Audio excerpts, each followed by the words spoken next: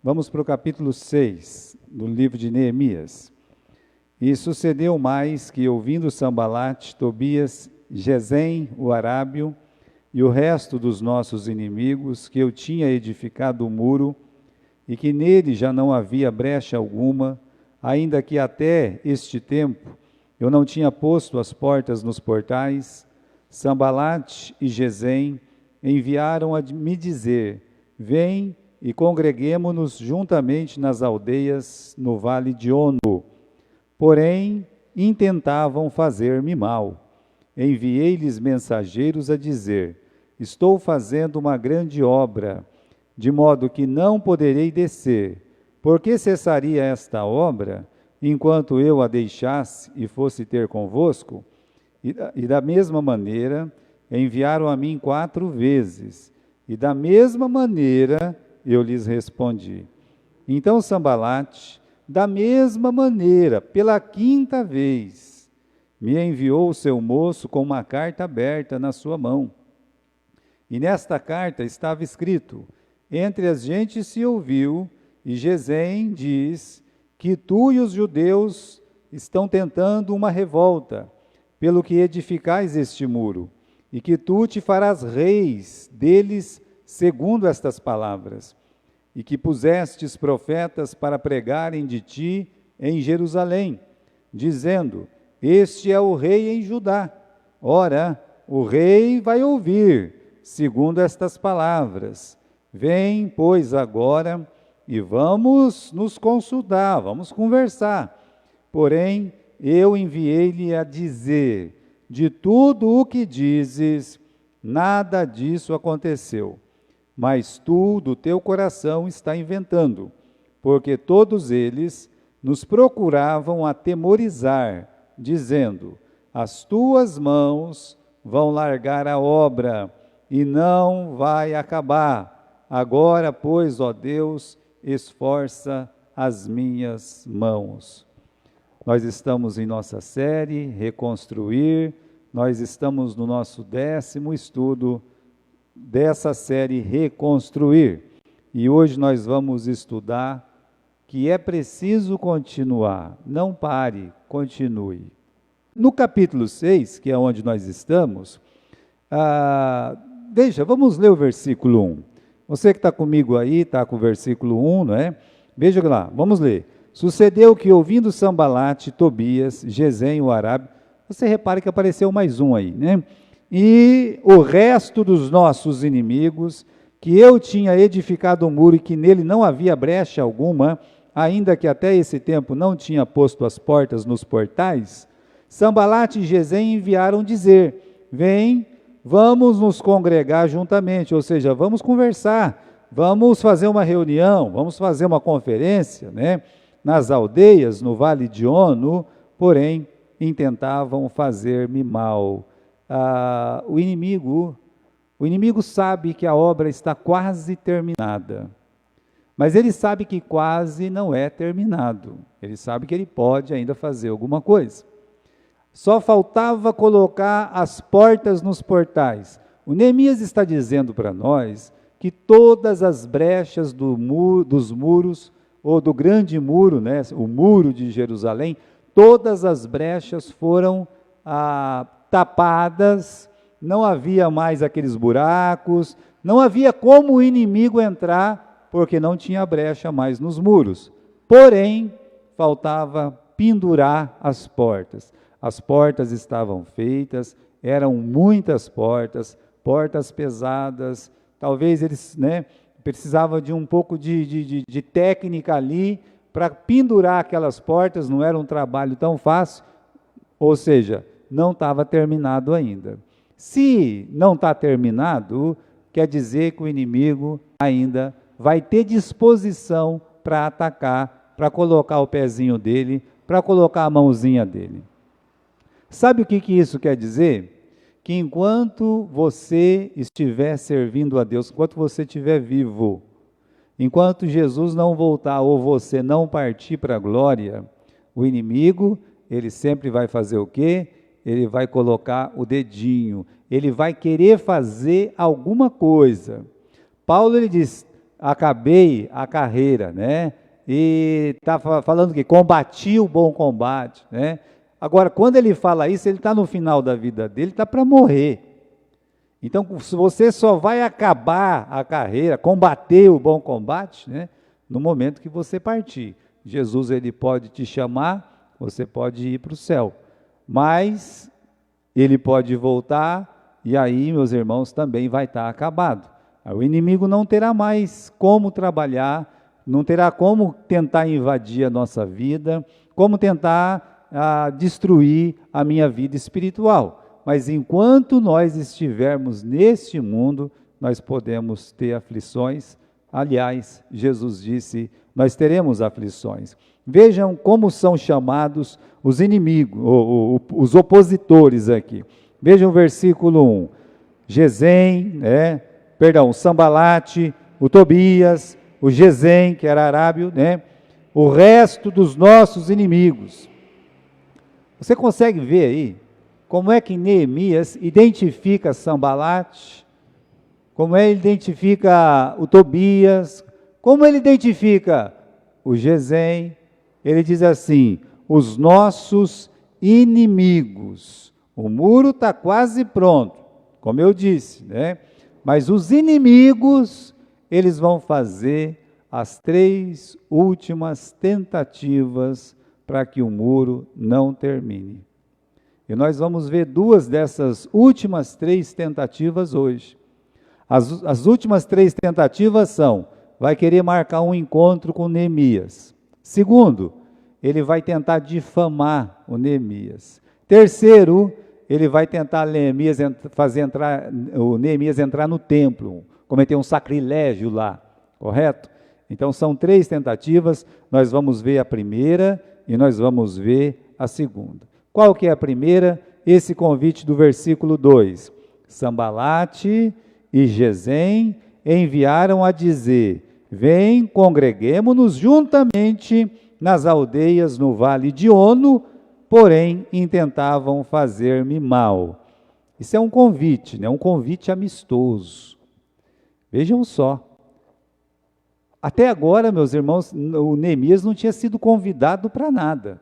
Aliás, no capítulo 2, quando eles descobriram que o Neemias tinha chegado e que ele queria o bem de Israel, eles ficaram muito chateados, com muita raiva. Então, o primeiro convite que o Neemias recebe, e ele recebe no final daquela construção, dizendo, vamos tomar um cafezinho em alguma das aldeias do Vale de Ono. Vamos conversar um pouco, vamos colocar o papo em dia, vem cá, vamos nos encontrar, vejamos-nos, vamos lá. Agora, quem é que está fazendo esse convite? Vem de 2 pessoas, uma é mais conhecida, a outra é menos conhecida. O mais conhecido é o Sambalate, o menos conhecido é o Gesem. Na verdade, quem são essas 2 pessoas? Elas são chamadas de inimigos. Não são inimigos porque são de outras nações. Ou, nós podemos dizer, eles não são inimigos porque são samaritanos e árabes. Não, eles são inimigos porque eles se opõem à construção de Deus. Eles se opõem à obra de Deus, à reconstrução do muro de Jerusalém. É por isso que eles são inimigos. Depois a gente fala um pouquinho mais sobre isso, Mas, irmãos, é uma proposta. E a gente tem que ter muito cuidado com a proposta que nós recebemos. Neemias, ele teve cuidado com essa proposta. Vamos nos encontrar, Ele levou algumas coisas em conta. Primeiro, ele pensou, quem que está fazendo esse convite? Quem está fazendo? Bom, é os inimigos que estão fazendo. Ele pensou sobre o que estava acontecendo por trás. Ou seja, não era muito difícil de imaginar. Ele pensar assim, o que está por trás desse convite? O que está por trás? Olha o final do versículo 2. Eles intentavam fazer-me o quê? Me fazer mal. Eles são meus inimigos, eles não querem o bem, nem o meu bem e nem o bem de Israel. Depois, ele pensou no prejuízo que isso traria para a obra. Ele fala bem claro isso no versículo 3, eu enviei mensageiros a dizer, olha, eu estou fazendo uma grande obra, eu não tenho tempo para perder não, né, para descer. Por que eu vou parar a obra enquanto eu vou ter convosco? Então, irmãos, ele pensou, olha, são os meus inimigos, né, que estão me convidando, está suspeito, estou cheirando um rato aí, alguma coisa não está certa, e olha, né, vai ser um prejuízo para a obra, porque se eu sair daqui e ir para lá, o que vai acontecer?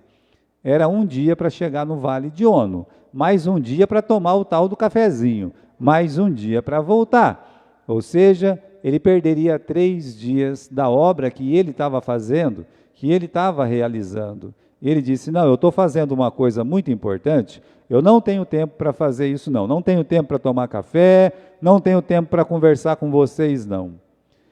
Que proveito, pensem comigo, que proveito teria para Neemias sentar com Sambalate, Tobias e Gesem?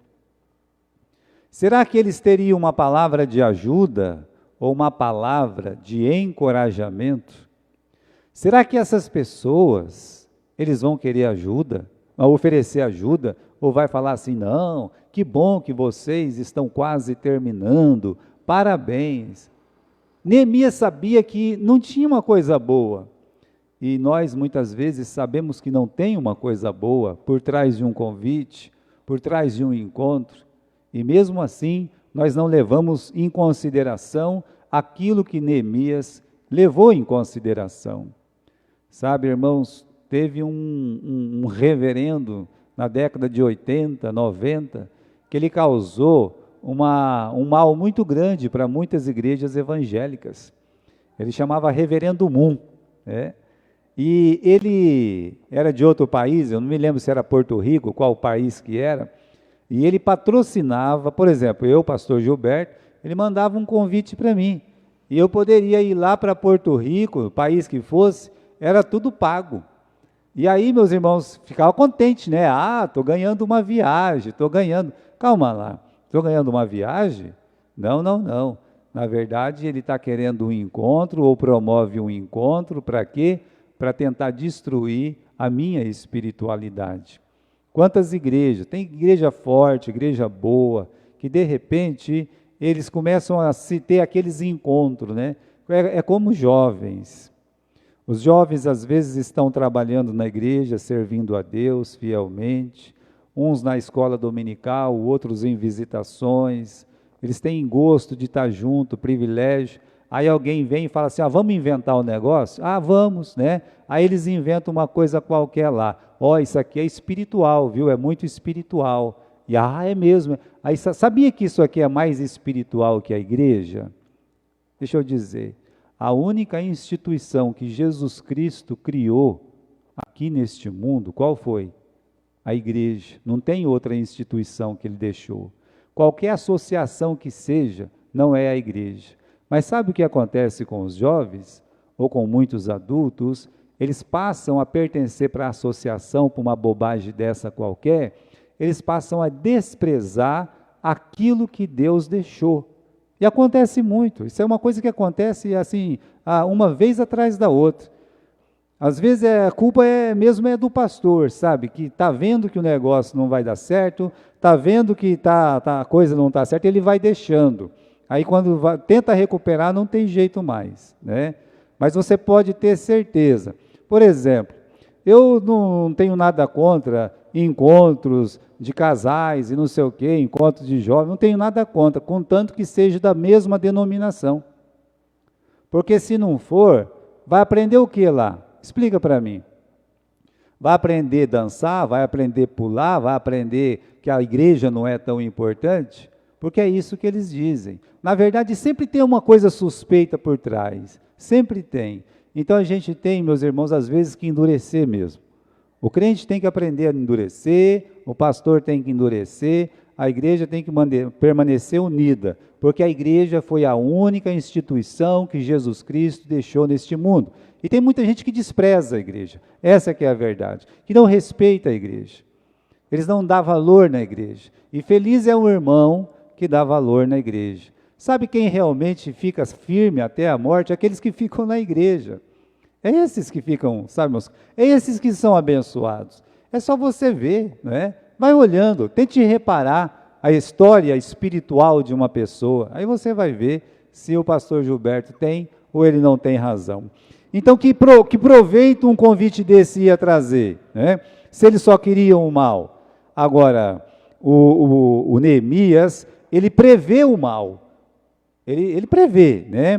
Para a obra, porque ele fala, por que eu tenho que parar a obra? Por quê? E para si mesmo, né? Que ele fala, eles estão querendo me fazer mal, né? Se eu sair daqui, a obra vai parar. E se, meus irmãos, eu saio daqui, ele está dizendo lá, o que pode acontecer? Final do versículo 2, eles não estão com boa intenção comigo. Numa dessas descidas aí de Jerusalém, porque sempre tem umas descidas bravas, eles podem fazer uma emboscada ali, jogar uma pedra na minha cabeça, uma flecha no meu coração, eles podem me matar. E se eles pegam e destroem o líder, até terminar de colocar essas portas, ia demorar o quê? Ia demorar muito. Irmãos, veja só, a obra está quase pronta, a obra está quase feita, e o inimigo ele não desiste. Ele quer prejudicar de qualquer forma a obra de Deus. Mas, felizmente, o Neemias é um homem muito sábio. Então ele fala, não vou para a ONU não. Né? Então aqui, irmãos, vai um conselho espiritual. Aprenda a dizer não. Eu vou repetir. Aprenda a dizer não. Neemias disse, não, eu não vou para a ONU. Né? Não vou. Ele teve que dizer isso quantas vezes? 4 vezes. Se você olhar comigo no capítulo 6, no versículo 4, da mesma maneira, ou seja, do mesmo jeito, vamos nos encontrar, meu amigo, vamos fazer uma conferência, vamos participar aqui desse grupo aqui, né? Da mesma maneira, ele está dizendo 4 vezes. E por 4 vezes, da mesma maneira, ele falou o que ele disse no versículo 3. O quê? Parar? Não, eu tenho coisa para fazer. Aliás, eu tenho uma coisa muito importante para fazer. Eu não tenho tempo para parar, não. Não tenho, não. Agora, por que é tão difícil dizer não? Já repararam? Por que é tão difícil? Primeiro, irmãos, porque a gente tem medo de magoar as pessoas. Você muitas vezes não fala não porque você tem medo de magoar a pessoa. Você sabe que não vai dar certo, mas você fala, não, né? Eu vou falar um sim para ele, porque senão ele vai ficar muito chateado comigo. Depois, às vezes a pessoa é constrangida pelo momento, pelo lugar, a dizer sim. Em vez dele falar não, ele fala sim. Fala sim, que acaba ficando. Fala sim e acaba se vendendo. Acaba assim e vai se autodestruindo. Então, por outro motivo, nós temos receio de que outras pessoas nos achem ruim. Essa pessoa falou não, que pessoa ruim, né? Eu pensava que ele não era ruim desse jeito, não. Então, vou repetir para vocês, né? Por que é tão difícil dizer não? Temos medo de magoar as pessoas, somos constrangidos pelo momento, pelo lugar, e também porque temos receio dos outros achar que somos ruins. Por esses 3 motivos principalmente, tá? Mas olha, um simples não pode libertar você. A pessoa dizer assim, olha, não posso, não quero, não admito, não é não. Sabe? Às vezes nós temos que aprender a dizer essas palavras. Não, não, não. Tem uma coisa que te incomoda, diga não. Tem uma coisa que vai tirar a tua espiritualidade, diga não. Tem uma coisa que vai prejudicar a tua família, diga não. A pessoa quer que você desista do ministério, diga não. A pessoa quer que você desista da escola dominical, diga não. É o diabo que quer, então diga não de novo. Quantas vezes? Quantas vezes for preciso. Eles vieram com a mesma conversa 4 vezes, podia vir 40. E da mesma maneira, por 4 vezes, ou podia ser 40, o Neemias diria o quê? Ele ia dizer não. Então aprenda a dizer não. Olha essa frase aqui, né? Esqueci que não tem hoje aqui, né? É melhor a pessoa ser chamada de ruim e de bobo né? A pessoa é ruim, é bobo, por dizer não, do que arruinar a vida por ter dito o quê? Por ter dito sim. É melhor você ser chamado de ruim, né? Mas diga não, se for preciso, do que você ficar sofrendo a vida inteira e ser chamado de ruim. Eu me lembro que um irmão, né, é uma pessoa assim, é uma pessoa boa, tem bom coração, muito receptivo, né? Aquele dia ele estava meio nervoso, ele tinha explodido com uma pessoa lá, né?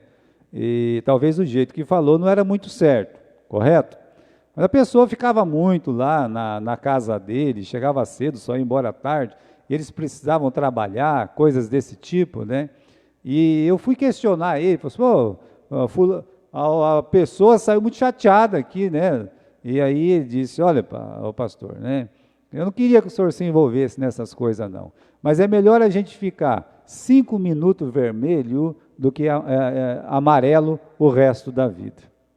Eu fiquei coçando a cabeça, porque certas coisas que você ouve, você tem que parar para pensar, né? Como assim? É melhor você ficar 5 minutos vermelho de raiva, tá? Ter que falar não, você está entendendo? Do que passar a vida inteira amarelo, engolindo a seco uma coisa que você não quer, que na verdade espiritualmente você não admite, ou uma coisa que está te atrapalhando. Veja, muitas pessoas, por não dizer não, hoje, foi abandonado de marido, foi abandonado de esposa, foi abandonado de filho, foi abandonado de pai, né? Tem problemas vários, acabou sendo mandado embora do serviço, etc. Por não dizer o quê? Por não saber dizer, ó, não, isso aqui vai me prejudicar. Não, isso aqui vai prejudicar a minha família. Então, Neemias está nos ensinando a necessidade de dizer não. Não vai dar certo, né? Então, aprenda a dizer não. E se puder, você evite certas conversas, tá? Tem certas conversas que não vale a pena. Olha o que diz o livro de Provérbios, capítulo 23 e versículo 9. Provérbios 23, 9. Não vale a pena conversar com o tolo ou com o insensato. Não vale a pena. Ele vai desprezar a sabedoria que há nas tuas palavras. Então, tem certas pessoas que não é questão de encontrar. Tem certas pessoas que eles são tão contra a palavra de Deus, tão contra a vontade de Deus, tão contra os princípios espirituais, que não adianta você conversar com essa pessoa. Deixa para lá. Você tem que fazer que nem o Neemias fez. Olha, uma coisa é Jesus na frente de Pilatos, que é um ímpio, que não conhece a palavra de Deus, correto? E é uma pessoa má mesmo, né? E ele até faz um diálogo lá com o Pilatos. Outra coisa é aquele sarcasmo de Herodes, sabe? Aquela ironia de Herodes, faz um milagre aí para me ver, faz um milagre aí Nazareno.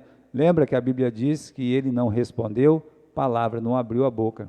Não é que Jesus é sem educação, não é que Jesus não quer conversar não, é que Jesus, ele não ia responder ao insensato segundo a sua própria estultícia. Olha o que diz Provérbios 26, 4 agora. Não responda ao insensato segundo a sua própria estultícia, ou com semelhante insensatez. Para quê? Para não ficar igual a ele. Se o insensato gritar com você, fique quieto, porque se você gritar com ele, você vai ficar que nem ele. Se uma pessoa tem o prazer de ficar falando mal de você, você não responda, deixa para lá. Por quê? Porque se você começar a responder, você vai ser tão tolo, tão insensato quanto ele. É assim que funciona. Agora, meus irmãos, há um terrorismo psicológico. Assim que o Neemias falou não, ele falou 4 vezes não, e da mesma maneira, eles não aceitaram o não. Eles não aceitaram o comportamento do Neemias.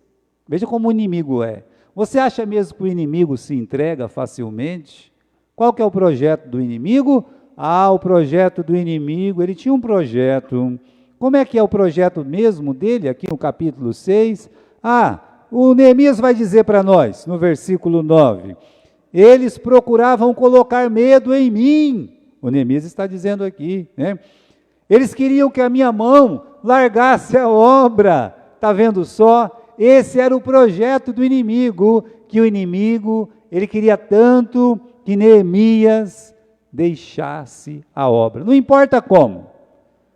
Ele queria, meus irmãos, Satanás, ele queria de toda forma que o Neemias não terminasse. Só falta a porta, mas se ele não coloca a porta, nós temos uma brecha para entrar, e bem grande. Aí ele começa a fazer um terrorismo psicológico. Já que o convite legal não deu certo, né? Amizade, né? Eu não consegui passar a perna dele quando ele era meu amigo, né? Tentei ser amigo dele, não deu certo. Agora então ele vai para o embate direto, né?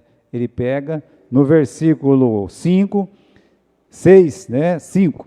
E Sambalate, da mesma maneira, pela quinta vez, me enviou o seu moço com uma carta aberta na mão. Agora temos uma carta aberta aqui, né?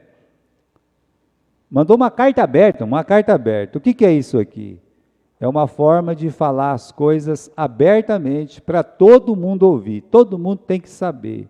Então ele pegou uma carta, né? Olha aqui o que está acontecendo. Olha aqui o que está acontecendo. Extra, extra, extra. Então ele começou a mostrar, né? Carta aberta. Carta aberta era lida para todo mundo ouvir. Mandou alguém ir lá. Olha que ousadia. É muita ousadia, né? Mandou alguém ir lá e ficar gritando. Gritando o quê? Vamos ler o versículo 6. Estava escrito assim: entre as gentes se ouviu, e Gesem está falando também, né? Que tu, Neemias, e os judeus estão querendo fazer uma revolta. É por isso que vocês estão construindo este muro, e que você está querendo ser rei, segundo estas palavras, e também que você colocou profeta para te ajudar a ser rei aí em Jerusalém, para eles falar, este é o rei em Judá. Olha, o Artaxerxes vai ouvir essas palavras. Agora, você pode vir e conversar com a gente. Está vendo só? Irmãos, com o bocão aberto, eles foram lá e começaram a falar mal do Neemias. Começaram a meter, sabe, assim, a paulada na cabeça do Neemias, sabe? Tacando a faca de todo jeito pelas costas, pela garganta, diz, agora nós vamos destruir ele, vamos mal afamar ele, né? Vamos difamar esse homem, agora ele vai ser acabado, né? Agora nós conseguimos destruir ele de qualquer jeito. Então, irmãos, essa carta, ela tem algumas informações, né? Por exemplo, você e os judeus estão querendo se rebelar, né? Outra informação, você, Neemias, você está querendo ser rei. Meus irmãos, ele podia ser governador, mas ele não podia ser rei, porque rei naquele tempo só tinha um, que era o Artaxerxes. Olha, eles estão querendo colocar o Neemias contra o rei que deu a autorização para ele. Agora, essa carta, meus irmãos, provavelmente chegaria até onde? Até o rei Artaxerxes. E quando o rei Artaxerxes lesse, o que ia acontecer? Ele poderia olhar e dizer assim, traidor! Ou ele poderia olhar e dizer assim, eu não acredito nessas coisas, não. Neemias não é essa pessoa, não, né? Provavelmente essa carta deve ter chego lá. Então, o que fazer, né? Essa carta, meus irmãos, ela tem muitas informações, mas ela estava desprovida, né, de fonte segura. Como assim de fonte segura? Se você olhar a fonte deles era quem? Está falando por aí, isso era uma das fontes, estão falando por aí. A segunda fonte era o Gesem, ninguém conhece Gesem. Gesem agora virou Deus para ser confiável, para ser a pessoa de maior confiança. Então, é assim, é relatado entre as nações, que nações? Tem tradução que fala, ó, as nações estão falando, que nações? Não tem nenhuma nação mencionada aí, né? O Gesem ninguém conhece, ninguém sabe quem que é esse árabe aí, mas eles estão falando, né? Quem falou isso aí? O Gesem, ninguém conhece. Quem falou isso aí? Os árabes, os outras nações, não, ninguém conhece, ninguém sabe quem que é, né? Não, Agora, irmãos, como é que vai se defender do terrorismo psicológico? O Neemias fez certo, ele negou tudo, porque era tudo mentira mesmo. Tudo era mentira. Ele falou com, com ousadia, né? Vamos dar uma olhada no versículo 8. Eu disse, de tudo o que dizes, é tudo mentira. Ele falou, nenhuma dessas coisas aconteceu, né? Tudo mentira, mas tu, do teu coração, está inventando. E nesse caso, meus irmãos, no caso específico de Neemias, era tudo mentira.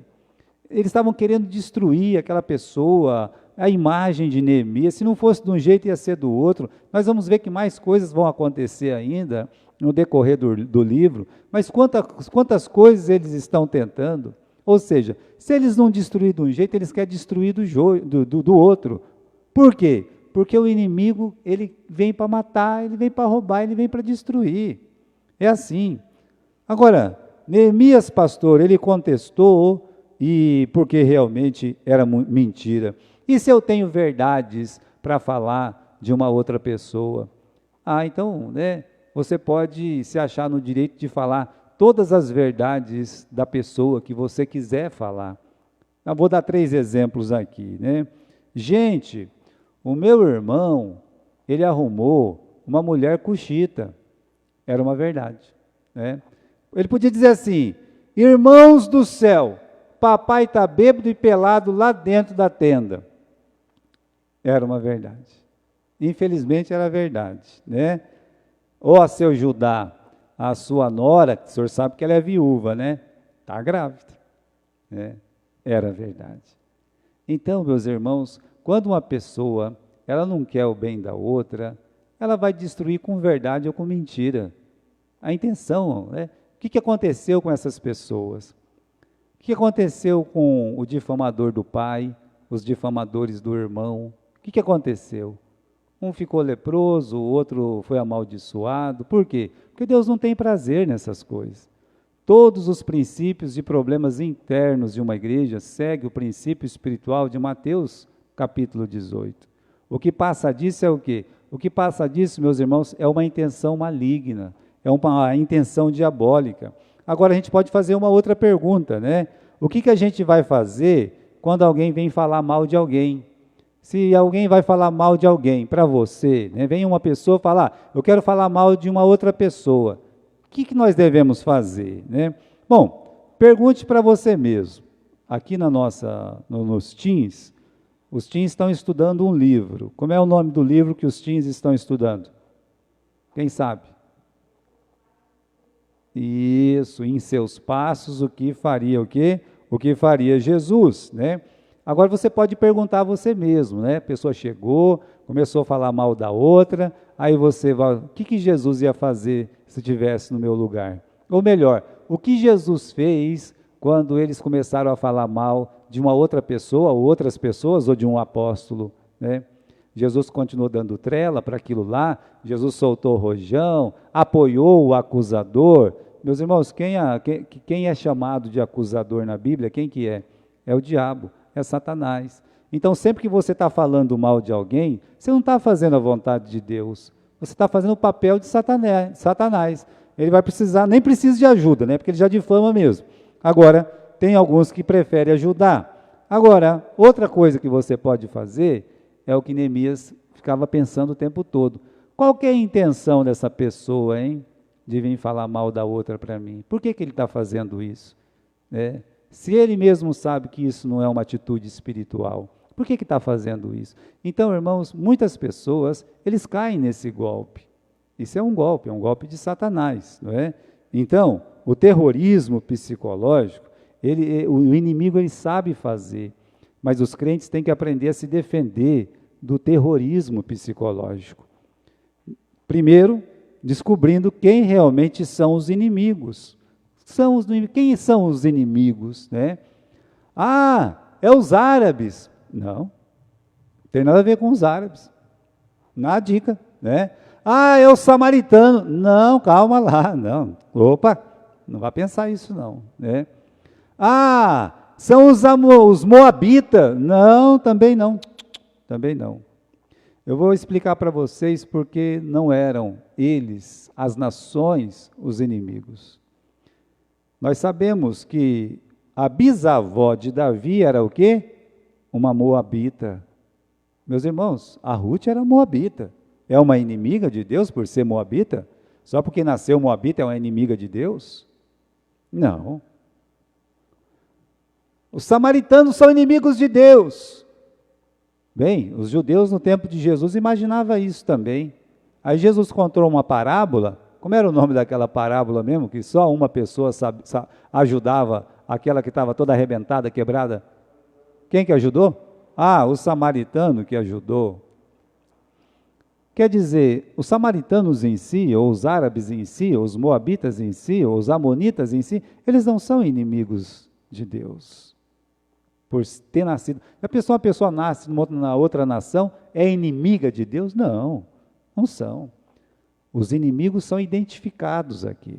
Se você olhar comigo, você tem aqui o seguinte, né? Capítulo 6, vamos dar uma adiantadinha no capítulo 6, versículo 14, vamos ler comigo lá. Lembra, meu Deus, do Tobias, eu quero que o Senhor lembre do Sambalate, conforme as suas obras, daquela profetisa, a Noadias, e outros profetas que tentam colocar medo em mim. Ele não fala de nações, ele fala de quem? Ele cita pessoas. Meus irmãos, quem são os inimigos?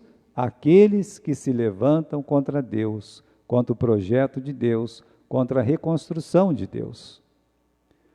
Se uma igreja está querendo se reconstruir e alguém se levantar para não se reconstruir, esse é um inimigo. É um inimigo.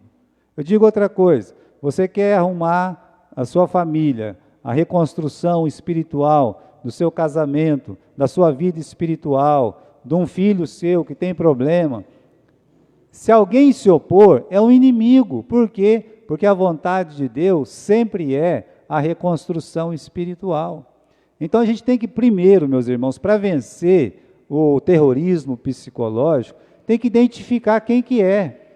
Por que a pessoa está fazendo isso? Senão não tem sucesso. A pessoa tem que tomar um lado, chegar e dizer assim, calma lá, essa pessoa não quer o bem da minha família, porque se ela quisesse o bem da minha família, não ia querer destruir a minha família. Se quisesse o bem da minha igreja, não ia querer destruir a minha igreja, não é verdade? Se quisesse o bem da minha pessoa, não ia querer destruir a minha pessoa.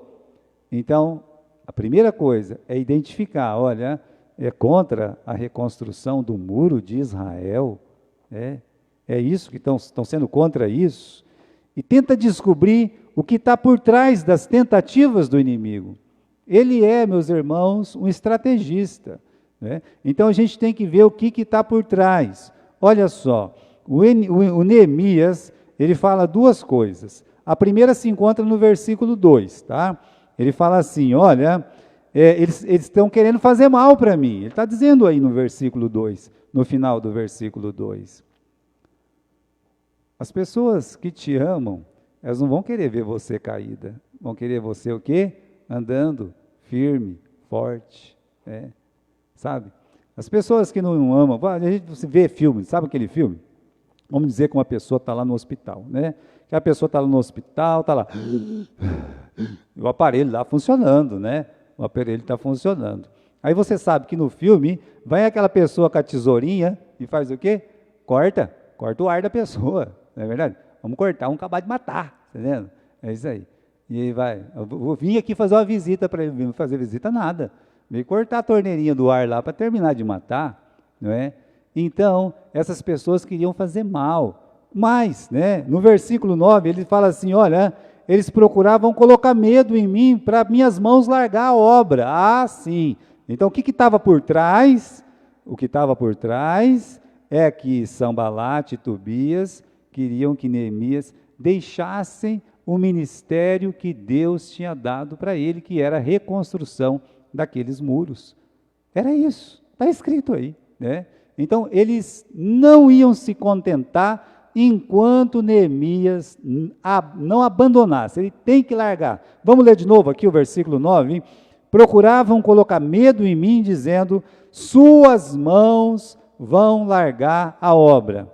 O que eles queriam? Queriam que Neemias abandonasse o ministério que Deus colocou nas suas mãos.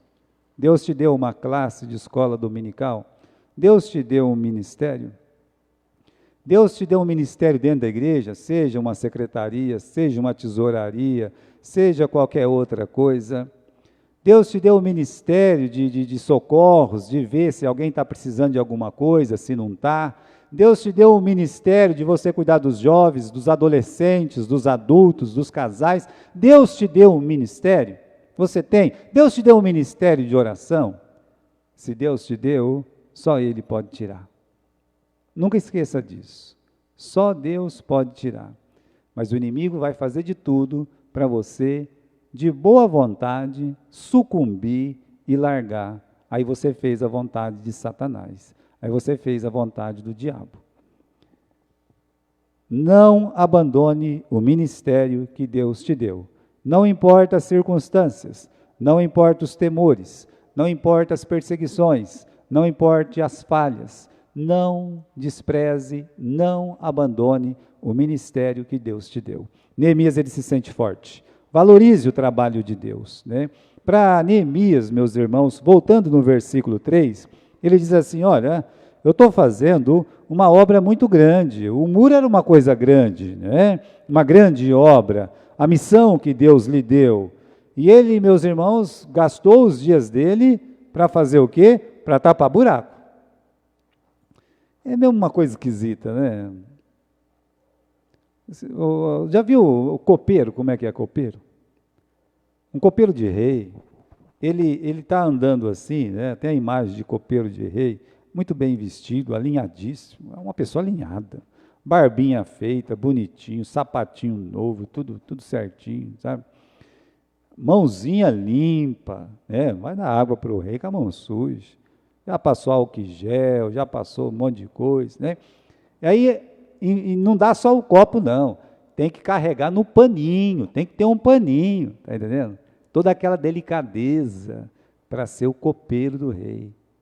E aí ele se sujeita a pegar carriola, martelo, pá, cimento, cal. Aperta a minha mão, aperta a mão do Renato. Só você vai ver a diferença, né? Tem muita diferença. Então, irmãos, ele se sujeitou.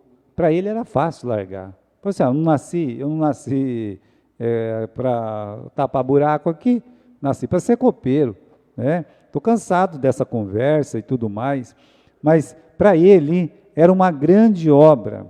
E não pense que as outras pessoas pensam como você.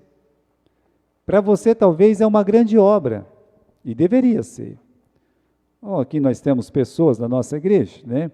Eles têm um ministério dentro da igreja, não sei, pode ser qualquer ministério, já falei bastante, né? Vários ministérios.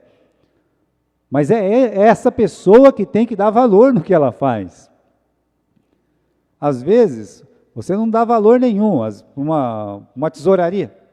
Só que se cortar a luz, cortou a luz, quem tem que pagar a conta de luz? É o pessoal da tesouraria, né? Mas deixaram cortar. Agora você lembrou que tem que ter alguém para cuidar? Lembrou? Pois é. E se embargar aqui, bom, por que a secretaria não viu que tinha que ter uns papéis? Você vai lembrar que tem secretário e tudo isso? Ninguém vai lembrar, porque as luzes vão estar acesas. Porque vai estar funcionando o prédio normalmente. Ninguém vai lembrar. Ninguém pensa nessas coisas. Se você chegar aqui e essa igreja estiver limpinha, ninguém vai lembrar que tem faxineira a igreja. Ninguém vai lembrar. Mas quem executa, ele tem que pensar, o que eu estou fazendo é uma grande obra. O que eu estou fazendo é uma grande obra. Eu não posso abandonar o meu posto. Não imagine você que você tem uma escola dominical, que alguém vai te valorizar por isso. Que você é professora, tem seus aluninhos. É você que nesse tempo de pandemia deveria ir lá na sua classe sozinha, colocar o joelho no chão, orar sentado de qualquer forma e rogar para Deus, Senhor, guarde cada uma de minhas crianças que aqui está, porque ninguém vai fazer isso aí. Ninguém vai fazer. Valorize o trabalho que Deus te deu. Não estava nos planos de Neemias parar a obra. Ele disse, aí no versículo 3, por que que eu vou parar a obra? É um ponto de interrogação aí. Por que que eu vou parar a obra? Por que que você pararia a obra? Ah, não gostei do fulano falou. Ah, eu não gostei do que o fulano fez. Ah, eu não gostei que eu não fui reconhecido. Ah, por que que eu vou parar a obra? Alguém tem motivo para parar a obra? Eu não vejo. Parar, por quê? Por que parar? E se a pressão for muita? A pressão de encontro, de desconsideração, de acusação e tal, pressão psicológica, terrorismo psicológico. E se a pressão for muita? Clame a Deus. Aí você coloque na mão de Deus. Vamos ver o que Neemias fez no versículo 9, lá no final. Agora, pois, ó Deus, esforça as minhas mãos. Ele sentiu a pressão e ele orou. Agora, ó Deus, fortalece as minhas mãos. Ele pede para Deus dar força para ele. Sabe por quê? Porque ele se sentiu fraco. Era muita pressão. Às vezes a pessoa não deixa transparecer. Não deixa. Não deixa. Eu sou pastor, já vi muita coisa acontecer também. Ah, pastor, estou entregando a minha classe. Isso é a coisa que eu mais vi acontecer. É. Tá bom. Eu não falo nada. O que eu posso falar? Sucumbiu. Né? Ah, pastor, estou entregando aqui a ata, na secretaria. Tá bom. Eu estou entregando a tesouraria. Tá bom. Pode acontecer. Né? E aí, o que eu vou fazer? Nada. A pessoa, quando ela recebe uma pressão, ela não tem que entregar nada para os homens. Ela tem que entregar tudo para quem?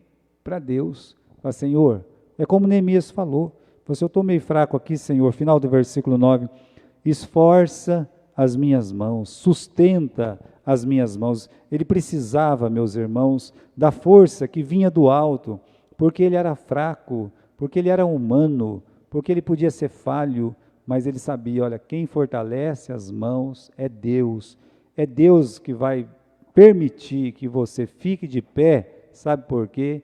Porque Ele quer que você fique de pé, Ele quer, sabe? O crente deveria ser que nem o João Bobo, que eles empurram para um lado e fica de pé, empurram para o outro e fica de pé, forte, né? Sempre ele vai ficar de pé, né? O João Bobo. Então, depois ele coloca os inimigos nas mãos do Senhor, como eu disse, né? Se a pressão é muito, começo do versículo 14, lembra, meu Deus, dessas pessoas aí, né? Você não fique a discutir, não fique a acusar, entrega na mão do Senhor, entrega seu caminho ao Senhor e Ele tudo fará, né? Põe na mão de Deus, Deus sabe tudo, mas uma coisa você pode ter certeza, Deus quer você de pé. Paulo podia até dizer, né, olha, quem está de pé, olha que não caia, porque é possível cair, mas Deus quer você de pé, né? E o Neemias, parar, como é que era o tema da nossa mensagem mesmo? Não pare, é preciso continuar.